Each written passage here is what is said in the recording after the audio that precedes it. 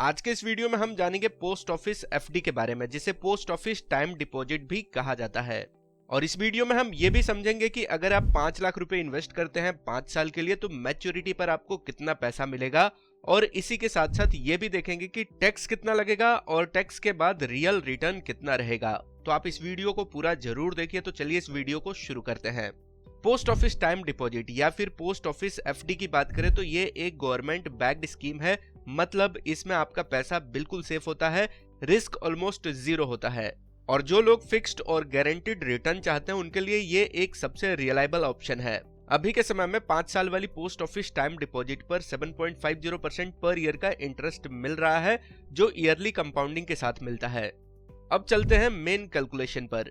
तो आप इन्वेस्ट कर रहे हैं 5 लाख रुपए, टाइम पीरियड है 5 साल का, और 5 साल वाली टाइम डिपॉजिट पर इंटरेस्ट रेट मिल रहा है 7.50% पर एनम, जो कि एनुअली कंपाउंड होता है। इसे कैलकुलेट करेंगे तो 5 साल में आपको टोटल जो इंटरेस्ट मिलेगा वो होगा अराउंड 2,17,800 रुपए के आसपास, और मैच्योरिटी अमाउंट होगा लगभग 7,17,800 रुपए के आसपास। अब बात करते हैं टैक्स की, जो कि बहुत जरूरी पार्ट है। पोस्ट ऑफिस एफडी का जो इंटरेस्ट होता है वो 100% टैक्सेबल होता है।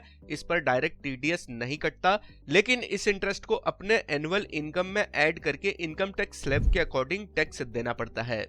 तो चलिए समझते हैं स्लैब वाइज एग्जांपल से।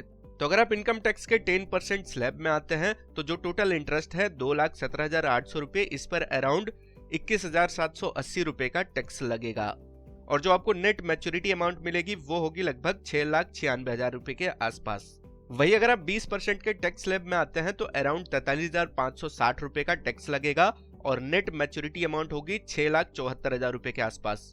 अगर आप 30% के टैक्स स्लैब में आते हैं तो अराउंड 65,340 रुपए का टैक्स लगेगा, और नेट मैच्योरिटी अमाउंट आपको मिलेगा 6,52,500 रुपए के आसपास।